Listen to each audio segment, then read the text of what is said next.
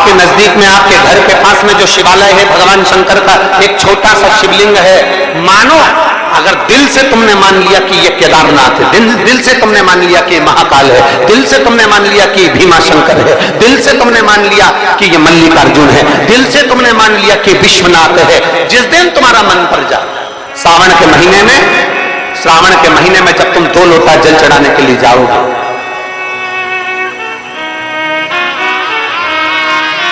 श्रावण के महीने में जब तुम 2 लोटा जल चढ़ाने के लिए जाओगे और 2 लोटा जल तक तुम अपने हाथ में लेकर चढ़ाओगे, जिस दिन तुम्हारा चित्त में मन में आ जाए कि आज मैं विश्वनाथ नहीं गई हूं, मैं सावन के महीने में मैंने विश्वनाथ का दर्शन नहीं करा है, सावन के महीने में मैं काशी नहीं गई, सावन के महीने में मैं गंगा के घाट पर नहीं गई, जिस दिन सावन के महीने में तुम्हारे मन में आ जाए, 2 लोटा जल लिया, शंकर जी को चढ़ाते हुए अपने मन में विचार कर लिया कि मेरे विश्वनाथ, मैं तुम्हारे दरवाजे को नहीं आ सकी, पर मेरे जल में अगर बल होगा तो इस जल को आप वहां से यहां आकर स्वीकार कर लोगे। तो विश्वनाथ पूरे साल शिव जी को 1 लोटा जल चढ़ा, सावन का पहला दिन लगे 2 लोटा जल चालू कर दो, श्रावण के पूरे महीने 2 लोटा जल अपने घर से लेकर जाओ, और अपने घर से जब जल लेकर जाओ तो ये विचार कर कर जाना, आज मैं शिव को काशी में, आज मैं शिव को केदार में, आज शिव को अमरनाथ में, आज शिव को भीमा शंकर में, आज शिव को मल्लिकार्जुन में। और फिर निवेदन करूंगा, जिस बहन को 19 और 20 साल तक भी औलाद नहीं हुई हो तो कृष्णेश्वर महादेव का नाम लेकर 2 लोटा जल तुम्बकेश्वर महादेव का नाम लेकर चढ़ा कर देखना, सावन के बाद में बाबा संतान जरूर देगा, झोली जरूर भरेगा।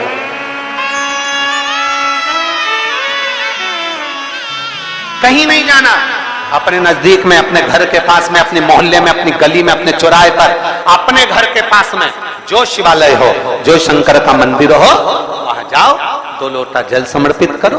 और फिर निवेदन करूंगा, जल से ज्यादा जरूरी है मेरे भोलेनाथ जी के मंदिर की सफाई करना।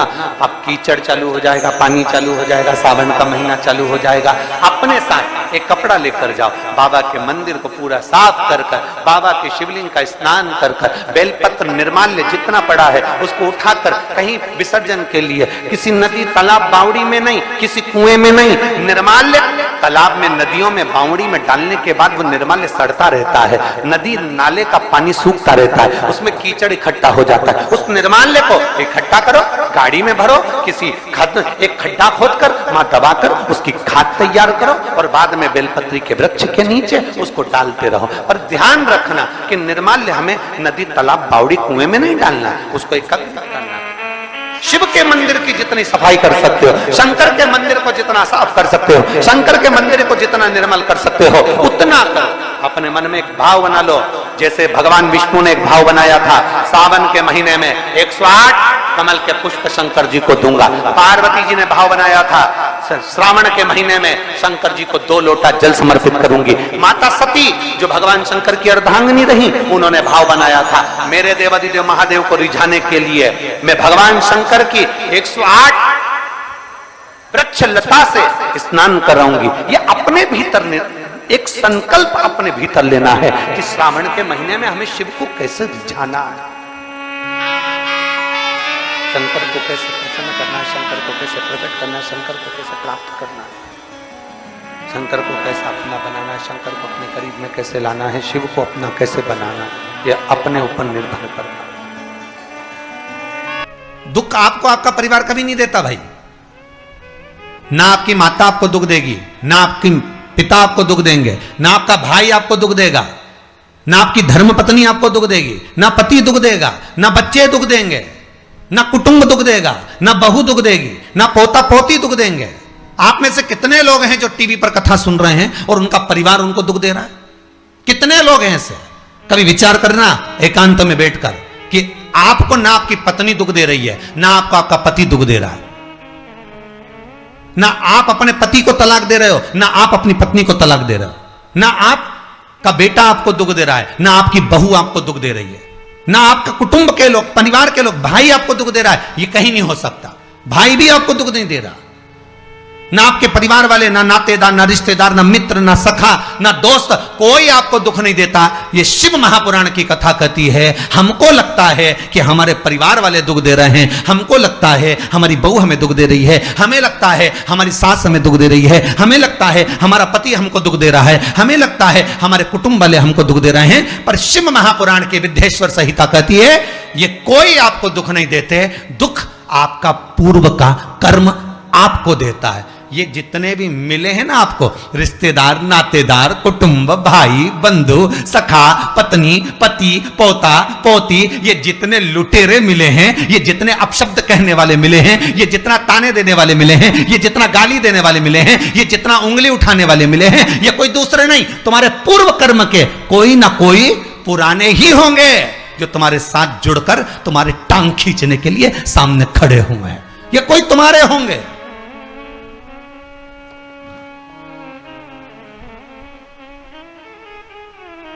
तो ये सब दिमाग से निकाल दीजिए आप, आपके ये चित्तवृत्ति बुद्धि से ये बात सब निकाल दो। जितने लोग कथा सुन रहे हैं ना, अपनी बुद्धि से निकाल देना कि मेरी बहू मुझे गाली दे रही है। हाँ, तूने किसी गाय को रोटी नहीं दी और दी भी होगी, दूसरी बार गाय आ गई होगी तो डंडा मार के भगा दिया, वही बहू आई है, वाणी के डंडे कुदा रही है।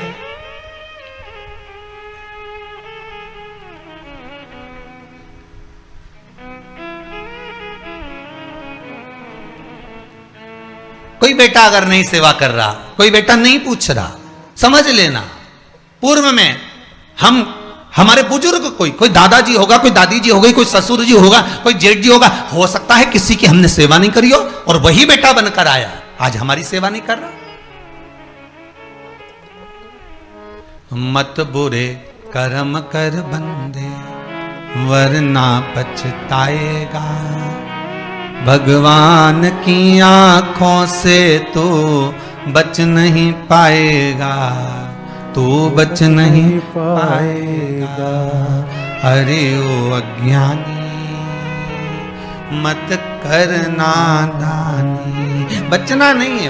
बहुत ये हमें लगता है गुरुजी मेरी बहू बहुत परेशान करे, गुरुजी मेरी सास बहुत परेशान करे, मेरा भाई मेरी प्रॉपर्टी खा गया, मेरा भाई ये लेकर चले गया, मेरे ससुराल वाले ऐसे, मेरे रिश्तेदार ऐसे, मेरे कुटुंबी ऐसे, मेरे कबीले वाले ऐसे, मेरे ये ऐसे। तो हमको लगता है कि ये अपने ऐसे।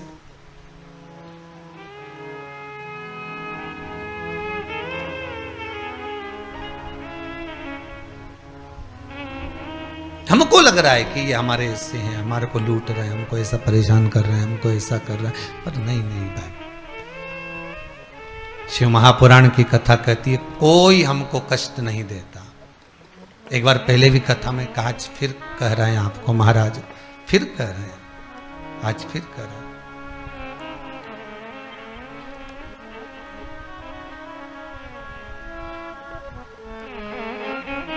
आपको फिर निवेदन कर रहा है, बीमार हुए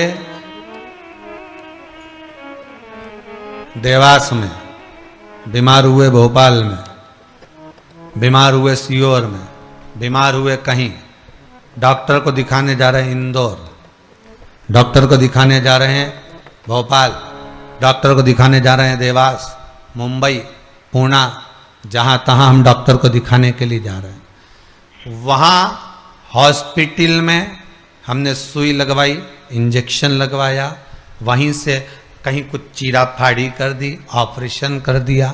जरा विचार करना कभी एकांत में बैठ कर कि रहते यहाँ थे, दवाई लेने पहुँचे वहाँ, इंजेक्शन वहाँ लगवाया, बताओ ऑपरेशन वहाँ करवाया। तो इतने सारे हॉस्पिटल, कहीं ना किसी ने कहा सूरत भी जा सकते हो, किसी ने कहा अहमदाबाद चले जाओ, किसी ने कहा वहां चले जाओ, कोई कहा पुणे चले जाओ, कोई कहा मुंबई चले जाओ, कोई कहा इंदौर चले जाओ, कोई कहा भोपाल चले जाओ। पर रहने वाला कहाँ का और जाकर ऑपरेशन करवा रहा है कहाँ पर? विचार करिएगा। रहने वाला कहाँ का और इंजेक्शन लगवा रहा है कहाँ जाकर? जरा विचार करिएगा।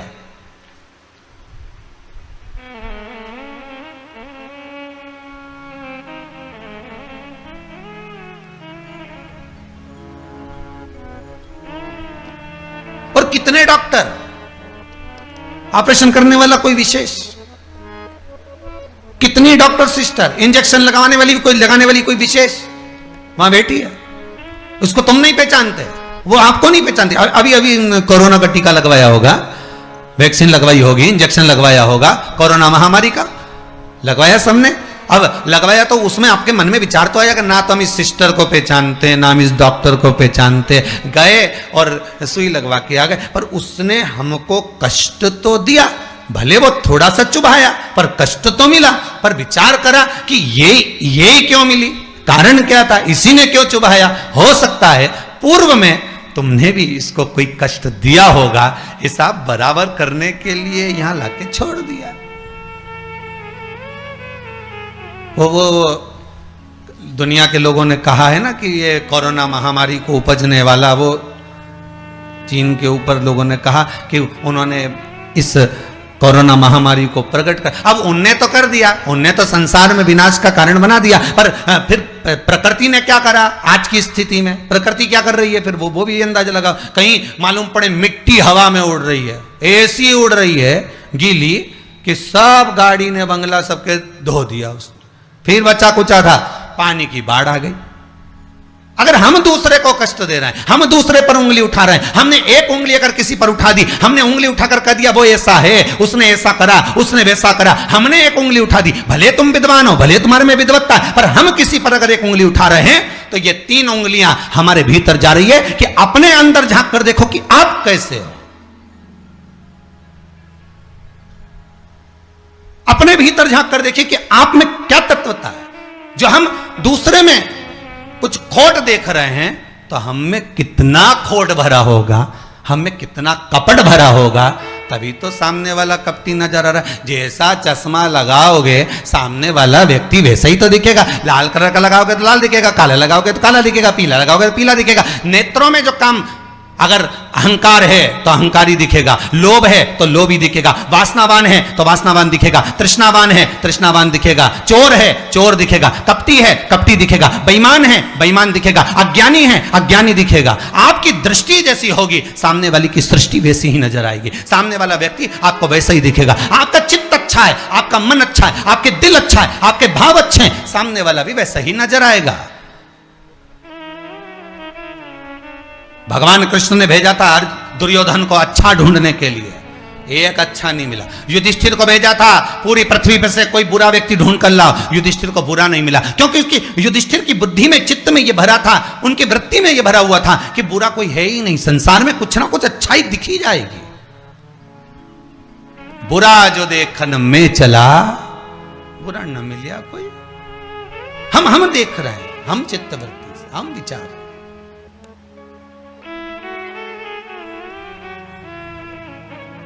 कौन ना बहू बुरी है, फिर निवेदन करूंगा, ना सास बुरी है, ना बेटा बुरा, ना बहू बुरी, ना ही ये पूरा संसार बुरा, सब अच्छे हैं। फिर बुरा क्या, अपना कर्म जो हम कर कर आए हैं उस कर्म का भोग संसार में आकर भोगना पड़ेगा। एक रोटी भी हमको खाने को मिल रही है तो हमारे पूर्व के किए हुए कर्म के अनुसार मिल रही है। दुख भी अगर हमको मिल रहा है तो हमारे पूर्व के कर्म के अनुसार मिल रहा है। सुख भी मिल रहा है तो हमारे पूर्व के कर्म के अनुसार मिल रहा है। हम जैसा कर्म करें उसके अनुसार हमें फल मिल रहा है।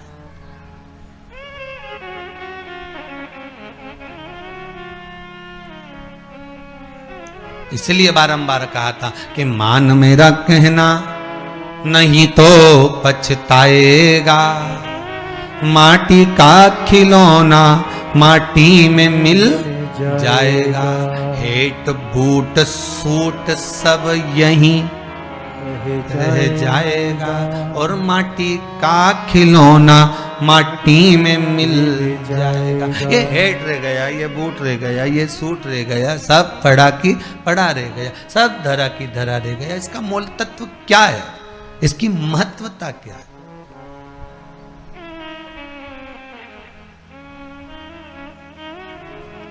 इसकी मूलता कुछ नहीं, इसकी मुख्यता कुछ नहीं, इसकी महत्वता कुछ नहीं।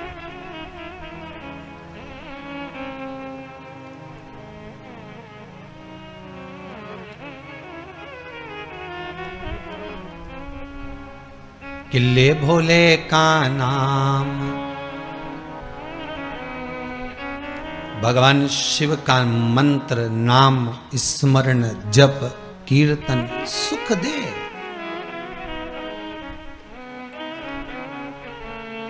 और वो सुख कोई साधारण नहीं हो सकता। वो सुख का आनंद, वो सुख का भाव बढ़ता चले जाता है, आनंद बढ़ता चले जाता है।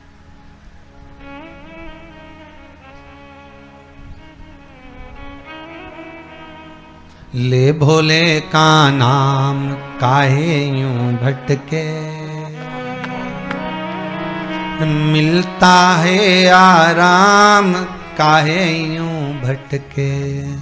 इस शिव का नाम लेकर हम जब शंकर का नाम लेकर जब अग्रण्य हो जाएं, प्रेशर खोलिए महाराज, प्रेशर खोलिए। हम शिव का नाम लेकर जब अग्रण्य बढ़े, आगे बढ़े, शंकर का नाम लेकर जब अग्रण्यता के भाव की ओर बढ़े, तो जीवन का सुख क्यों ना मिलेगा सर? वो जीवन का आनंद क्यों ना मिलेगा महाराज? शिव पुराण कह रहे कोई बुरा नहीं संसार में।